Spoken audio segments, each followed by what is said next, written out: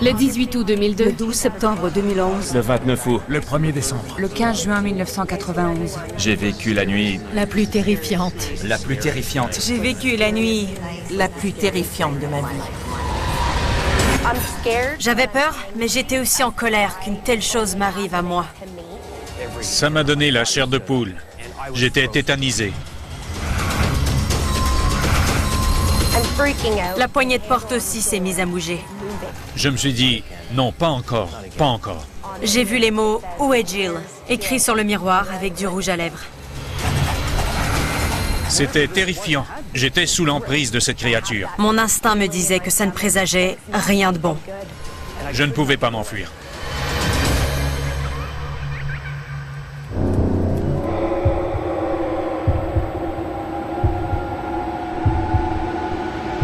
Je m'appelle Jill et le 9 avril 2011, j'ai vécu la nuit la plus terrifiante de ma vie.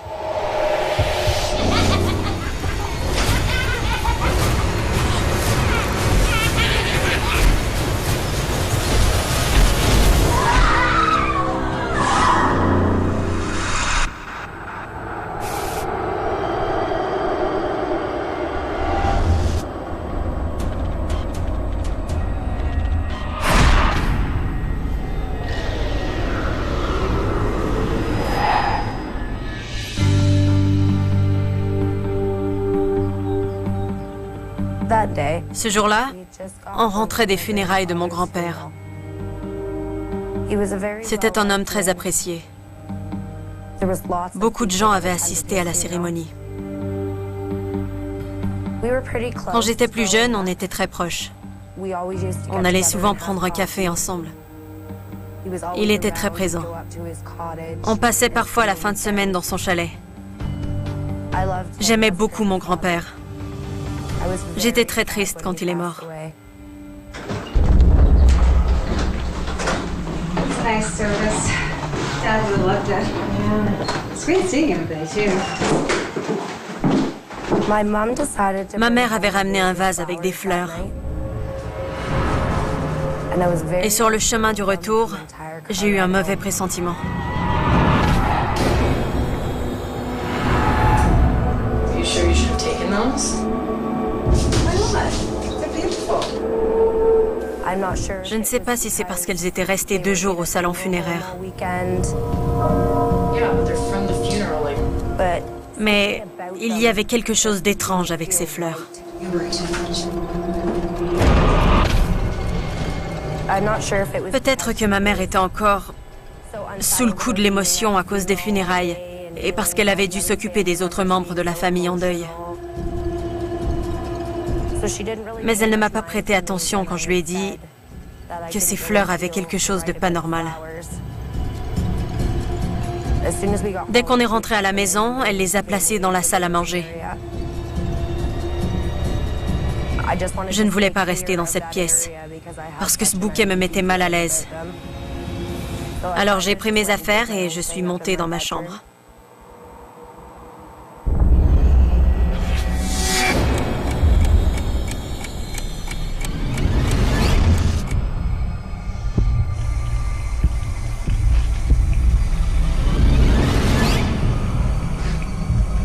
Je changeais de vêtements et j'ai entendu de l'eau qui coulait.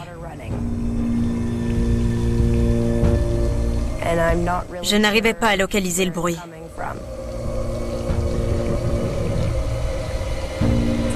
Je suis allée voir dans la salle de bain. L'eau coulait dans le lavabo.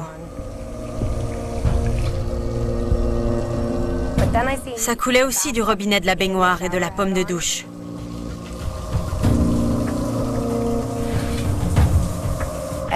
Je me suis dit qu'il y avait vraiment quelque chose d'étrange dans tout ça. Ma famille ne m'aurait pas joué ce genre de mauvais tour. Surtout pas le jour où on venait d'enterrer mon grand-père.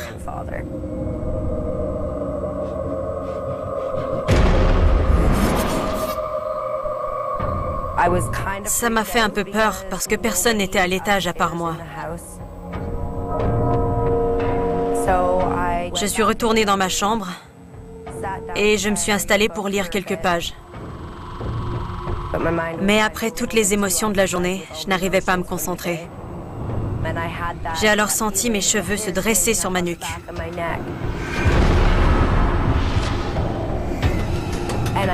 J'ai eu l'impression que je n'étais pas seule.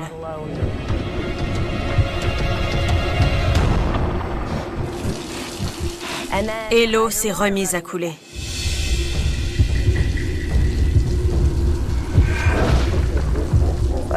Je suis retournée dans la salle de bain. Et bien sûr, le robinet du lavabo était ouvert. Comme celui de la baignoire.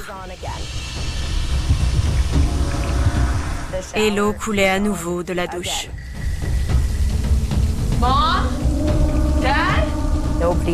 Il n'y avait personne à l'étage. Mes parents regardaient la télé en bas.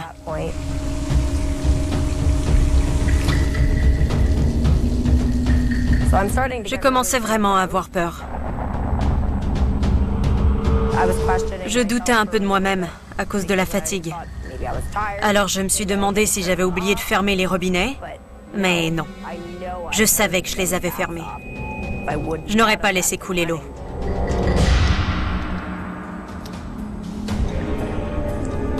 Elle était brûlante. L'eau était tellement chaude que ça avait embué le miroir de la salle de bain. Avec toute cette buée, on aurait pu écrire quelque chose avec le doigt. Je ne voulais pas semer la panique en racontant tout ça à mes parents. Mais j'étais vraiment effrayée. Je n'étais pas seule, ça c'est sûr. J'avais tellement peur que je ne voulais pas rester à l'étage.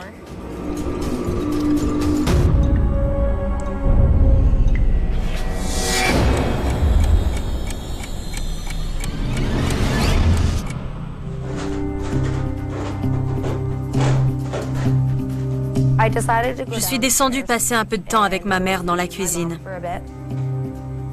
histoire d'être dans une autre pièce. Je pensais que ça m'aiderait à me sentir mieux, qu'ainsi je n'aurais plus l'impression d'être observée. Je n'ai rien dit à ma mère, parce que je ne voulais pas la bouleverser davantage.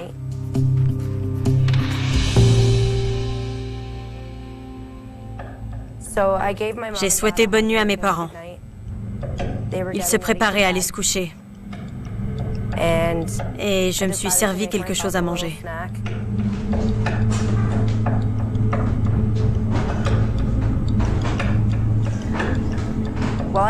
J'étais dans la cuisine et j'avais encore l'impression qu'on m'observait.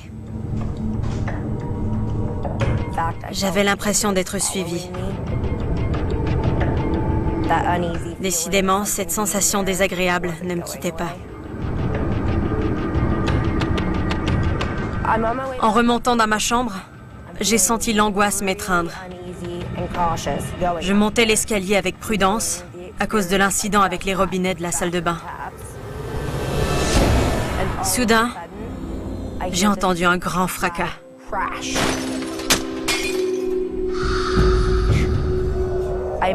J'ai laissé tomber mon assiette à cause du bruit qui m'avait fait sursauter. Ça m'a étonné que tout ce vacarme n'ait pas réveillé mes parents. À ce stade, j'étais convaincue que tout ça avait un lien avec les fleurs qu'on avait ramenées du salon funéraire. J'étais vraiment terrifiée montant les marches.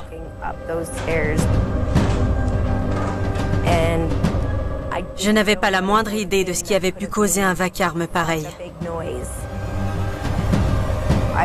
Je ne savais pas à quoi m'attendre une fois de retour dans ma chambre.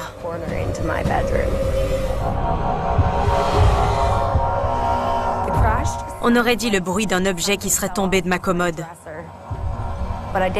Mais je ne possédais rien d'assez gros pour faire un bruit pareil en tombant. J'avais très peur.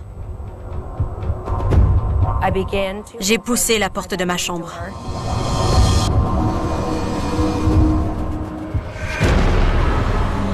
Et en entrant, j'ai vu mon flacon de parfum préféré brisé, éparpillé sur le sol. Ça coulait. Ça sentait très fort.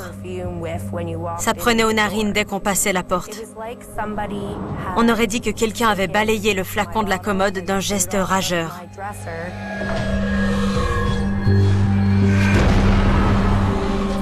Il faisait froid, comme si une fenêtre était restée ouverte. J'avais tellement peur que j'en tremblais. Je ne comprenais rien de ce qui m'arrivait. Tout à coup, la porte a claqué. Comme si quelqu'un l'avait tirée de l'extérieur.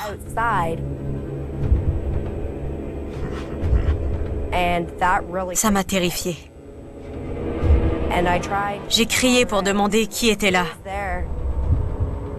Mais personne ne m'a répondu. Ça avait de quoi m'effrayer encore plus.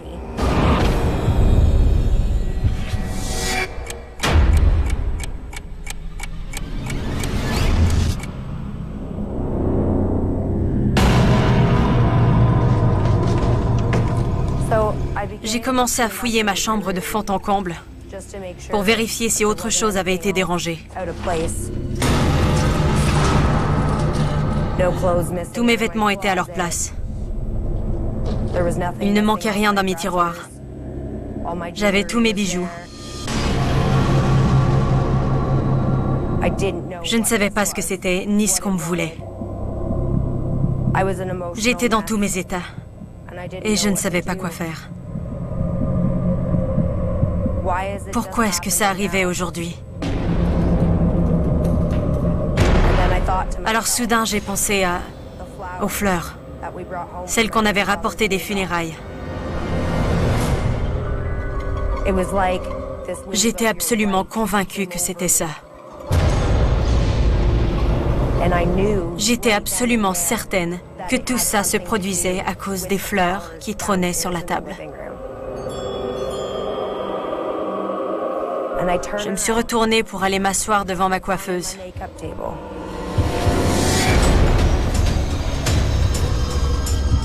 Lorsque là, devant moi, j'ai vu les mots « Où est Jill ?» écrits sur le miroir avec du rouge à lèvres. Quelqu'un en avait après moi. J'avais vu ce miroir à peine 10 secondes plus tôt, et il n'y avait rien d'écrit dessus.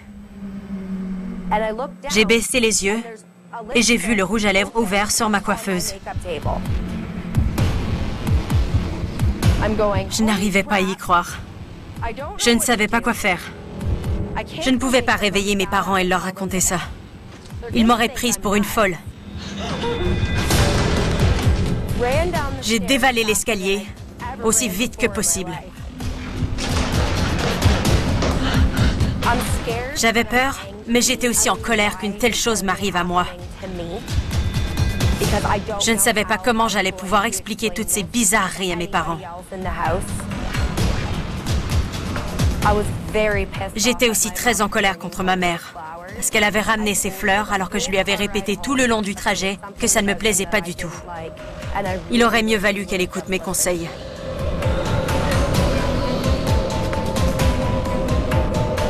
Je suis allée à l'arrière de la maison, dans la pièce où on va pour fumer. Je ne savais pas comment expliquer ces phénomènes à ma mère. Elle allait se dire que j'étais bouleversée à cause des funérailles, que j'étais trop émotive et que je m'imaginais des choses. Mais c'était bien réel et j'étais complètement désemparée. Je ne voulais pas sortir de la pièce parce que partout ailleurs dans la maison, j'avais l'impression qu'on m'observait et qu'on me suivait. J'ai essayé de me calmer, de trouver une explication rationnelle, mais je ne voyais rien qui aurait pu déclencher tout ça, à part les fleurs. Je tremblais de peur, au point que j'ai dû m'asseoir. J'allais rester là toute la nuit s'il le fallait, parce que j'avais trop peur de remonter dans ma chambre.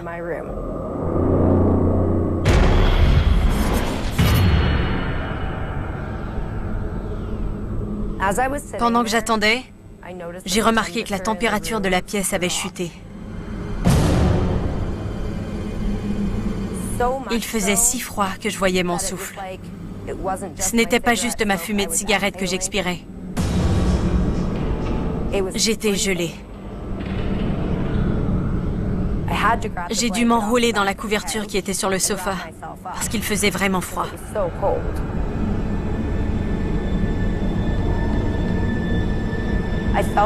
J'ai commencé à me sentir carrément malade. La tête me tournait et j'avais comme des vertiges. J'étais toujours assise et en baissant les yeux, j'ai vu une sorte d'énorme main fumante qui m'enserrait la taille, comme une ceinture de sécurité. J'étais terrifiée. Je me disais, bon sang, mais qu'est-ce qui m'arrive? Je ne savais pas quoi faire. J'ai regardé vers la porte qui donnait sur la cuisine. Et les rideaux de la porte de cuisine se sont mis à bouger. La poignée de porte aussi s'est mise à bouger. Comme s'il y avait quelqu'un de l'autre côté qui essayait d'entrer.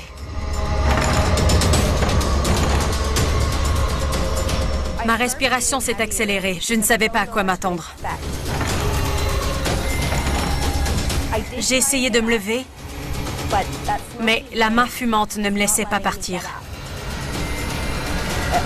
J'avais l'impression qu'elle me tenait en place dans un but précis.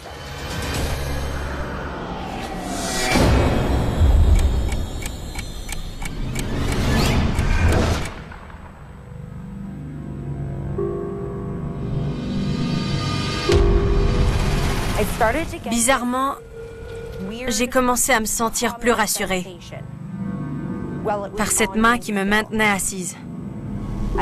Comme si elle me disait que tout irait bien, qu'elle me protégeait,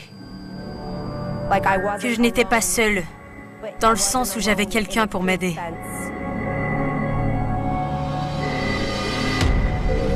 Alors je suis restée assise, j'ai essayé de rester calme, ce qui était quasiment impossible. J'avais très peur, mais il fallait que j'arrive à atteindre la cuisine pour alerter ma mère. Cette fois, j'allais la réveiller, parce que j'étais terrifiée et que je n'avais pas d'autre choix. Soudain, la main a commencé à relâcher son étreinte. Elle me laissait peu à peu me lever du sofa. J'ai regardé vers la cuisine et j'ai essayé de trouver une explication rationnelle à ce que je voyais.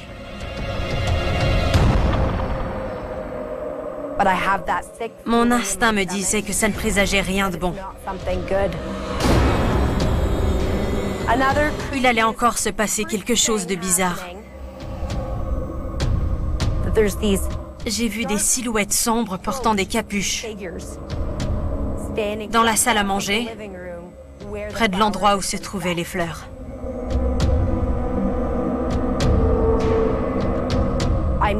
La terreur m'a envahi. Je ne distinguais aucun visage.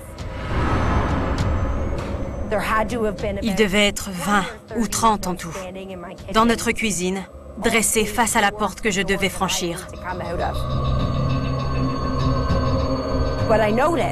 Mais en regardant à travers les rideaux, j'ai vu une sorte de grande barrière blanche. On aurait dit que cette barrière empêchait les silhouettes de pénétrer dans la pièce où je me trouvais.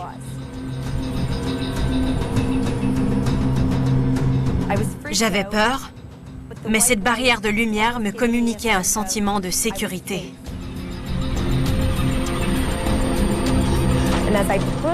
Quand j'ai ouvert la porte de la cuisine,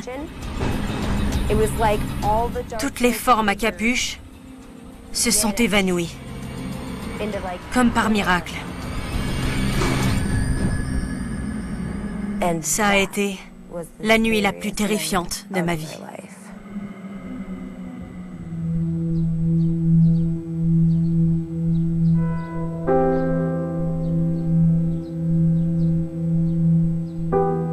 Je ne pense pas que cette entité soit l'âme de mon grand-père.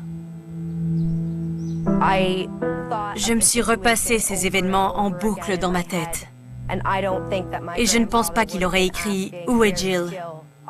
sur mon miroir, avec du rouge à lèvres.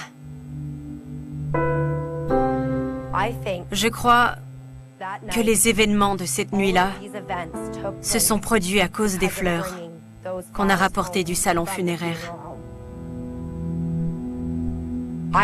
Je crois que le vase qui contenait les fleurs contenait une entité surnaturelle et que cette chose est sortie une fois arrivée chez nous. Je suis quand même allée consulter un voyant après ce qui est arrivé cette nuit-là. Et il m'a dit que de puissantes énergies négatives et masculines étaient attachées à ces fleurs. Apparemment, je suis quelqu'un de très empathique, ce qui me rend capable de percevoir ces énergies. J'ai toujours eu l'impression que la lumière blanche avait un rôle protecteur. Alors quand j'ai vu cette main fumante m'enserrer la taille, je me suis dit qu'elle serait sans doute apparue, parce qu'elle voulait me protéger contre ce qui m'attendait.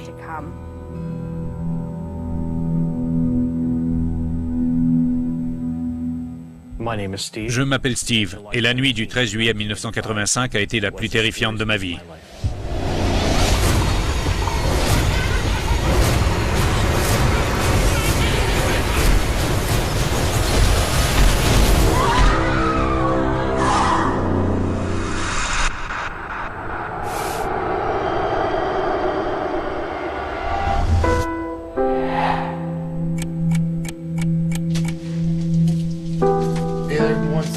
Lemonade. Oh yeah. You too? All right. Je me souviens qu'on était assis sur la véranda. Il faisait chaud, je prenais l'air et je me reposais. Avec mes parents, on profitait de cette belle soirée. On buvait de la limonade fraîche et on faisait quelques parties de cartes. Steve, honey, why don't you go down to the pantry and grab a can of the tomatoes and a can of the beans, okay? They're on the top shelf. You know I don't like the basement. I know. Come on, my man. You can manage it.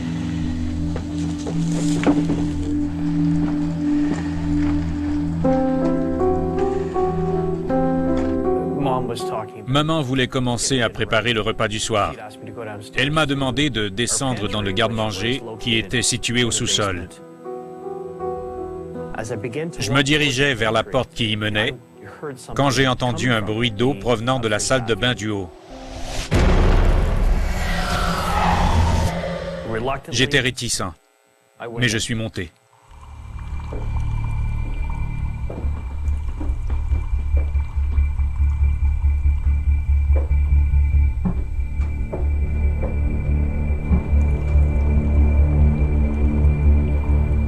J'ai marché jusqu'à la salle de bain pour comprendre ce qui se passait avec l'eau et j'étais très anxieux.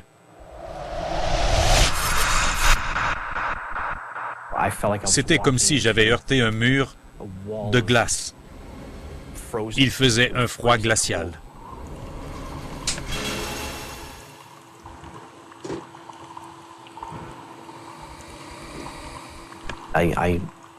J'ai agité un peu la chasse d'eau et le bruit s'est arrêté. À part ça, tout était normal dans la salle de bain. Tout était à sa place. Il n'y avait rien d'anormal. J'ai regardé par-dessus mon épaule et j'ai cru voir quelque chose. Mais au fond, je n'en savais rien.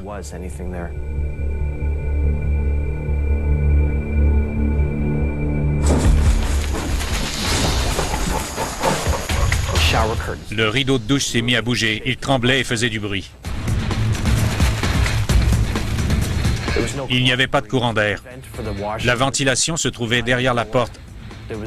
Alors il n'y avait aucune raison pour que le rideau bouge comme ça. Je suis sorti de là aussi vite que possible. Ça m'a vraiment donné une peur bleue.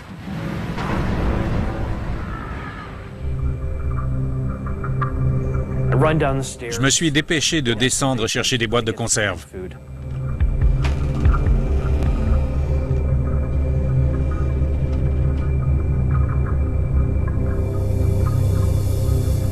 Je n'ai jamais aimé descendre au sous-sol, mais ce soir-là, c'était encore pire. Je ne savais pas si c'était l'effet de mon imagination, si je voyais des choses, ou si tout était réel.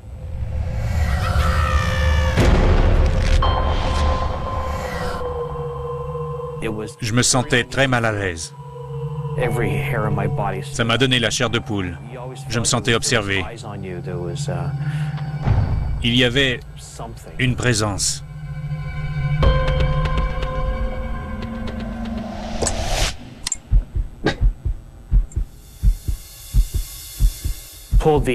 J'ai tiré sur la cordelette pour allumer et j'ai senti comme une lourdeur.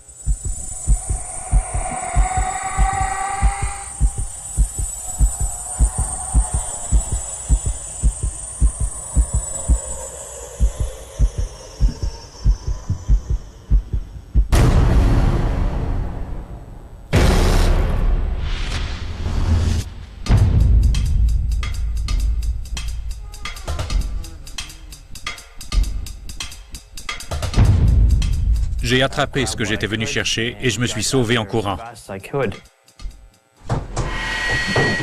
2 mains m'ont poussé.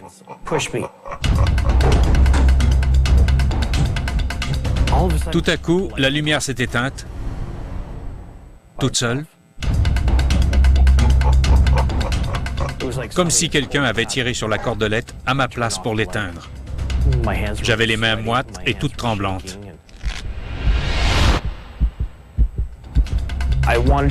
Je mourais d'envie de me retourner pour voir si j'étais suivi, mais je ne l'ai pas fait. Je n'ai pas pu regarder, je ne voulais pas savoir. Pendant ce temps, mon cerveau tournait à 100 à l'heure. Était-ce un tour de mon imagination? D'où venait cette sensation? Est-ce que c'était réel? Je ne savais pas quoi penser. J'étais terrifié quand je suis sorti. Ma mère m'a demandé pourquoi j'avais mis si longtemps.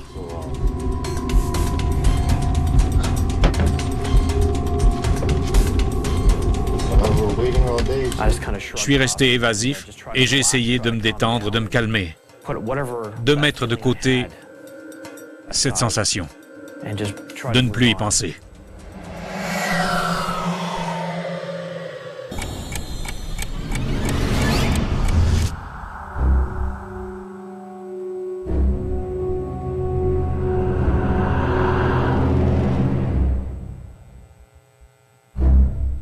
Je suis allé me coucher. Je me sentais nerveux après l'incident de la soirée.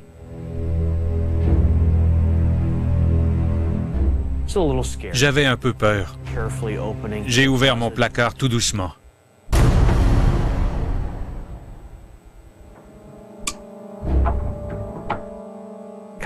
J'ai vérifié qu'il n'y avait personne.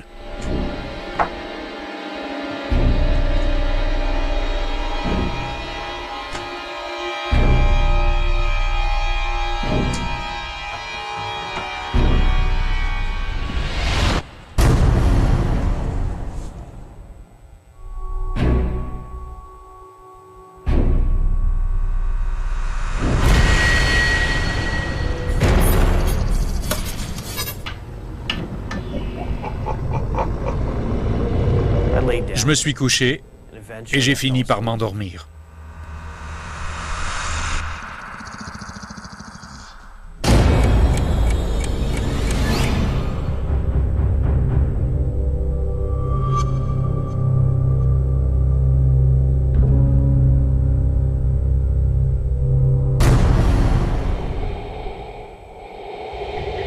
Je me suis réveillé en sursaut parce que j'avais senti quelque chose bouger sur mon lit.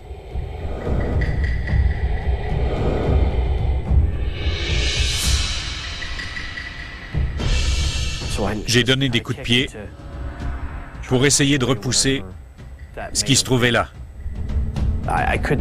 Je ne voyais pas ce que c'était, mais je le sentais. Je sentais que ça se rapprochait de plus en plus.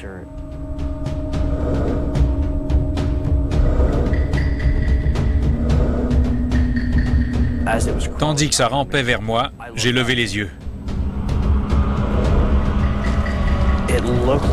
On aurait dit qu'un brouillard noir prenait forme. Ce brouillard s'est élevé au-dessus de mon lit. Je ne peux pas dire qu'il prenait forme humaine, car ça n'avait rien d'humain.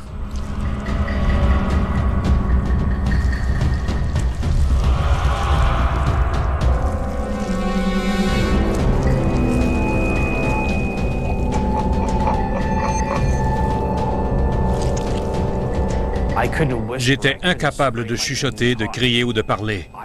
J'étais allongé là, tétanisé. Je voulais me battre, je voulais donner des coups de pied, mais la seule chose que je pouvais bouger, c'était mes mains. J'ai agrippé le matelas et les draps aussi fort que je pouvais.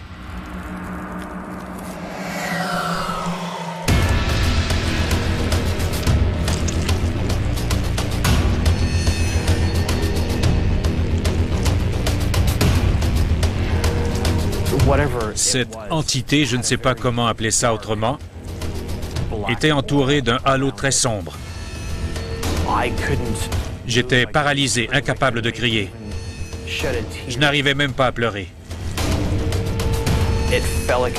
On aurait dit que ça avait duré une éternité. Soudainement, l'ombre a disparu. Elle est partie. Et je ne sentais plus son poids.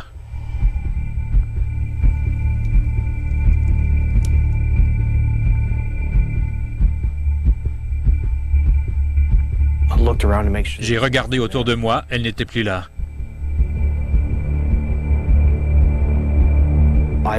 J'avais le souffle court. J'étais en sueur et je tremblais.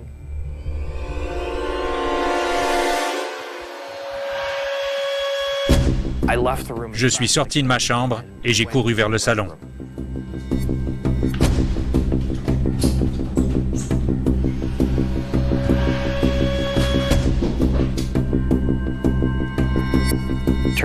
J'ai allumé la télévision pour me détendre. J'espérais que je m'endormirais sur le sofa et que j'oublierais cette apparition.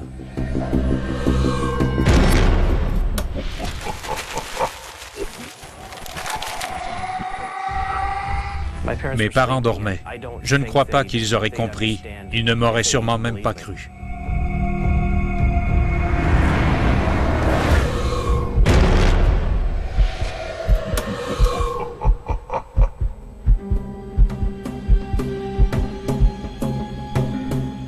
J'étais devant la télé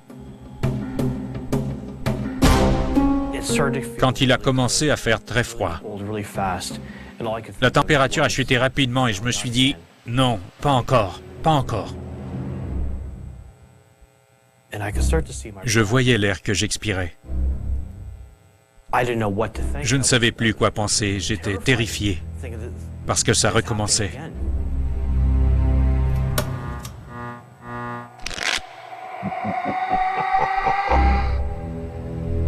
J'ai regardé autour de moi, histoire de me rassurer, et je n'ai rien vu d'anormal. J'espérais que ce que j'avais vu à l'étage ne m'avait pas suivi dans le salon. J'étais très angoissé. Je regardais de tous les côtés pour vérifier qu'il n'y avait personne dans la pièce avec moi.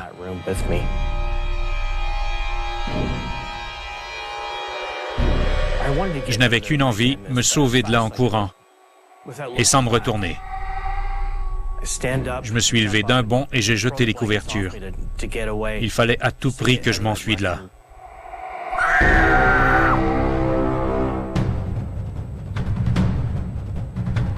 J'ai eu clairement l'impression d'être poussé par la même créature que dans le sous-sol et que dans ma chambre.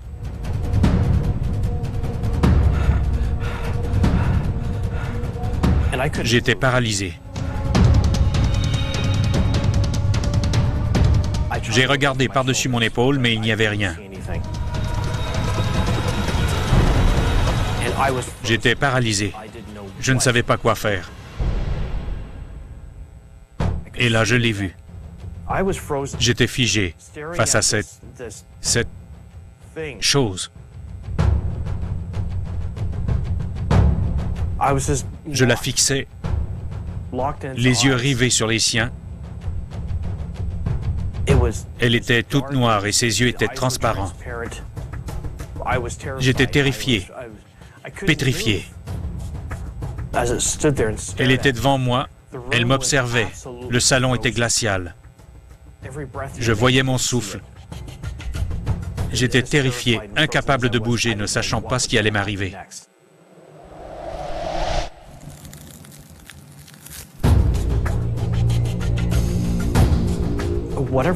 Cette chose mystérieuse s'est mise à grossir. Elle a doublé de volume. La brume ou l'espèce de gros nuage gris-noir qui émanait d'elle a rempli la pièce. Ça a rempli le salon entier.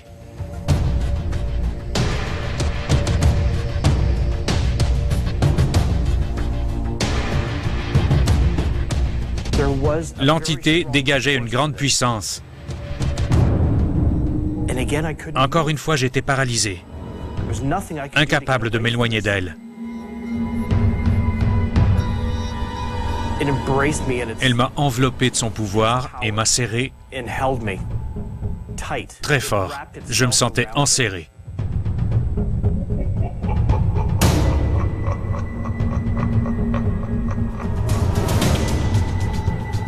C'était terrifiant. J'étais sous l'emprise de cette créature et je ne pouvais pas m'enfuir. J'avais l'impression que j'allais rendre mon dernier souffle. J'avais tellement peur. La peur a laissé place à la colère. Je ne voyais plus rien. Je me suis dit que c'était la fin. J'étais à sa merci.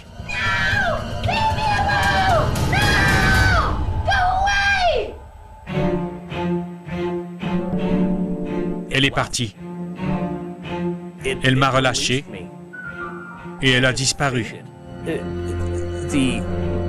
Elle s'est évaporée et m'a laissé seul. J'ai couru à l'étage sans me retourner. J'ai grimpé l'escalier aussi vite que je pouvais. Je me suis réfugié dans ma chambre et je n'ai pas fermé l'œil de la nuit. Ça a été la nuit la plus terrifiante de ma vie. Avant ce soir-là, je ne m'étais jamais vraiment senti en danger. J'ai toujours eu cette sensation étrange que ce sous-sol avait quelque chose de bizarre, avec son vide sanitaire et son garde-manger. C'était un lieu angoissant, très angoissant. Une fois adulte, des années plus tard, j'ai fréquenté une fille qui était voyante.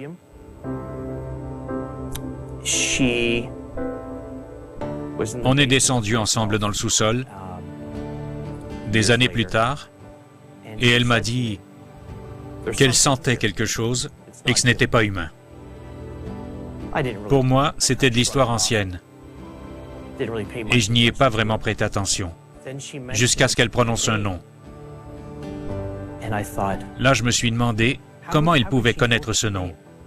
C'était le nom de la fille d'un ancien voisin qui avait habité ici des années auparavant.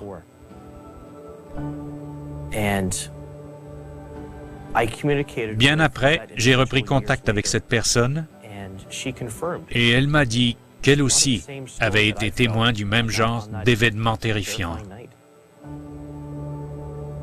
Ça ne s'est plus jamais reproduit.